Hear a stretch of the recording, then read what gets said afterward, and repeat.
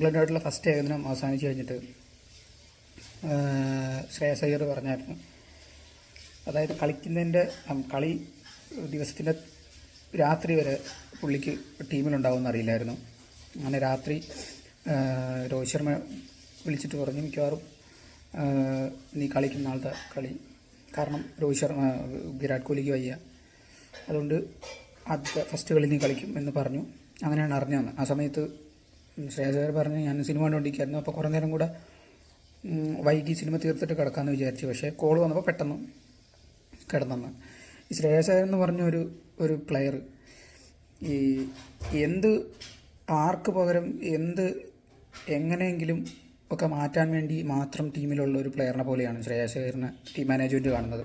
എത്ര നന്നായിട്ട് കളിച്ചാലും അത് അക്നോളജ് ചെയ്യാനൊരു മടിയാണ്. കാരണം കഴിഞ്ഞ വർഷം വേൾഡ് കപ്പ് ഉൾപ്പെടെ 2023 വേൾഡ് കപ്പ് ഉൾപ്പെടെ ആ സമയങ്ങളിൽ ഏറ്റവും നന്നായിട്ട് കളിച്ച ഒരു പ്ലെയറാണ് ശ്രേയസ് അയ്യർ. കഴിഞ്ഞ വേൾഡ് കപ്പിൽ എനിക്ക് തോന്നുന്നു ഒരു 500-ൻ്റെ അടുത്ത് റൺസ് അടിച്ചിട്ടുണ്ട്, ഒരു 66 ആവറേജ് എങ്ങാണ്ടുണ്ടായിരുന്നു. അതിൽ നമ്മളെപ്പോഴും ICC ഇവൻറ്റുകളിൽ നമ്മളെ പുറത്താക്കുന്ന ന്യൂസിലൻഡിനെതിരെ നമ്മൾ സെമി കളിച്ചു. ആ സെമിയിൽ 70 ബോളിനെങ്ങാണ്ടോ ശ്രേയസ് അയ്യർ ഒരു സെഞ്ചുറി അടിച്ചായിരുന്നു, ഒരു കിടിലൻ സെഞ്ചുറി. അപ്പോൾ അത്രയും നന്നായിട്ട് ഏകദിനത്തിൽ കളിച്ചുകൊണ്ടിരുന്ന ഒരു പ്ലെയറാണ്. ആ പ്ലെയറിനെയാണ് ടീമിൽ ഉറപ്പില്ല എന്ന് പറയുന്നത്. അതായത് വിരാട് കോഹ്ലി കളിക്കാത്തത് കൊണ്ട് മാത്രമാണ് ശ്രേയസ് അയ്യറിനെ ടീമിൽ എടുത്തത് എന്ന് അതായത് ക്യാപ്റ്റൻ തന്നെ പറയുമ്പോൾ നമ്മൾ മനസ്സിലാക്കണം എത്രത്തോളം ഇൻസെക്യൂറാണ് ശ്രേയസ് അയ്യർ എന്നുള്ള പ്ലെയറിന് ടീമിലെ സ്ഥാനമെന്ന്. ഈ ശ്രേയസ് അയ്യറിനെ ഉൾപ്പെടുത്താതിരിക്കാനുള്ള കാരണം ജയ്സ്വാളിനെ ടോപ്പ് ഓർഡറിൽ പരീക്ഷിച്ചിട്ട് ശുഭൻ ഗില്ലിനെ 3-ാം നമ്പറിൽ ഇറക്കാനുള്ള ഒരു ഇതായിരുന്നു.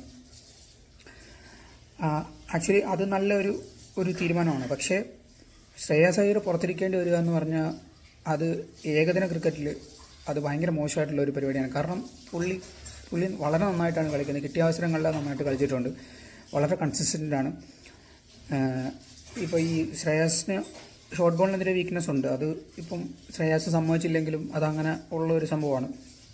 പക്ഷേ അതിനെ കൗണ്ടർ ചെയ്യാനായിട്ടുള്ള വഴികളും ശ്രേയസിൻ്റെ കയ്യിലുണ്ട്. ഹൈ റിസ്ക് ആണ്, പക്ഷേ അത് കൗണ്ടർ ചെയ്യാനുള്ള വഴികൾ ശ്രേയസ് തന്നെ കണ്ടെത്തുന്നുണ്ട്. കഴിഞ്ഞ IPL-ലാണെങ്കിൽ പോലും ലെഗ് സൈഡിലേക്ക് നീങ്ങി ബൗൺസർ കട്ട് ചെയ്ത് പോയിൻറ്റിൻ്റെ മുകളിൽ കൂടെയൊക്കെ 6 അടിച്ച ഒരു ശ്രേയസ് ഉണ്ടായിരുന്നു. അപ്പോൾ അഫ്കോഴ്സ് ഷോർട്ട് ബോൾ വീക്ക്നെസ് ആണ്, ലെഗ് സൈഡിലേക്ക് കളിക്കാൻ ഹൊറിസോണ്ടൽ ബാറ്റ് കളിക്കാൻ ബുദ്ധിമുട്ടാണെന്ന് ശ്രേയസിന് തന്നെ അറിയാം.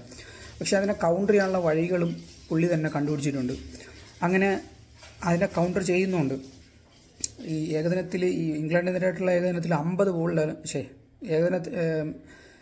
ഇംഗ്ലണ്ടിനെതിരായിട്ടുള്ള ആദ്യത്തെ ഏകദിനത്തിൽ വെറും 30 ബോളിലാണ് ശ്രേയസ് 50 അടിച്ചത്. അതിലും ഇതുപോലത്തെ ഷോട്ട് ഉണ്ടായിരുന്നു, ലെഗ് സൈഡിലേക്ക് മാറി ബൗൺസർ കട്ട് ചെയ്ത് പോയിന്റിൽ കൂടെ 6 അടിച്ച ഷോട്ട്. അപ്പം ഈ പ്രശ്നങ്ങളുണ്ട്, പക്ഷേ അതിനെ കൗണ്ടർ ചെയ്യാനുള്ള വഴിയും ശ്രേയസിന് അറിയാം. ടീമിലെ മറ്റു താരങ്ങളെ പോലെ ഒരു ഇഷ്യൂ അതിനെ എങ്ങനെ കൗണ്ടർ ചെയ്യണമെന്ന് മനസ്സിലാക്കാതെയുള്ള ഒരു ഗെയിം പ്ലേ അല്ല ശ്രേയസിൻ്റെ. എന്തൊക്കെയാണ് തൻ്റെ കഴിവുകളെന്നറിയാം, എന്തൊക്കെയാണ് തൻ്റെ പ്രശ്നങ്ങളെന്നറിയാം, അതിനെ കൗണ്ടർ ചെയ്യാനുള്ള കൃത്യമായിട്ടുള്ള മരുന്നും കയ്യിലുണ്ട്.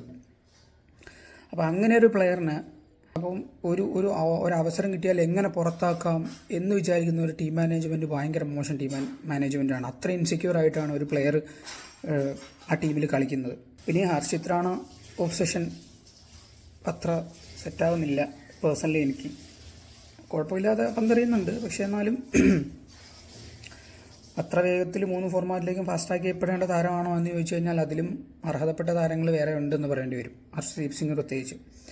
ഹർഷ്ദീപ് സിംഗ് ഒരു സ്വിംഗ് ബോളറാണ്, ഇനിഷ്യൽ ഓവറുകളിലൊക്കെ നന്നായിട്ട് സ്വിംഗ് കിട്ടും, അപ്പോൾ അതുകൊണ്ട് എഫക്റ്റീവ് ആകാനുള്ള ഒരു സാധ്യതയൊക്കെ ഉണ്ട്. പക്ഷേ ഹർഷ്ദീപിനെയൊക്കെ മാറ്റിയാണ് ഇയാളെ ഡെബ്യൂ കൊടുത്തത്.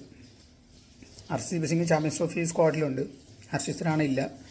പക്ഷേ ഹർഷ്ദീപ് സിംഗ് കളിച്ചില്ല, ഹർഷിത് റാണ കളിച്ചു. ഇതെന്താണ് ടീം മാനേജ്മെൻറ്റും ഗൗതം ഗംഭീറും രോഹിത് ശർമ്മയൊക്കെ ചിന്തിക്കുന്നതെന്ന് മനസ്സിലാകുന്നില്ല. ചാമ്പ്യൻസ് ട്രോഫി ടീമിലുള്ള ഒരാൾക്ക് മാച്ച് പ്രാക്ടീസ് കൊടുക്കുകയാണല്ലോ ഫസ്റ്റ് ആൻഡ് ഫോർമോസ്റ്റ് ഇതിൻ്റെ ലക്ഷ്യം, ഈ പരമ്പരയുടെ ലക്ഷ്യം. പക്ഷേ എന്തുകൊണ്ടാണെന്ന് മനസ്സിലാവുന്നില്ല. എന്തായാലും നോക്കാം.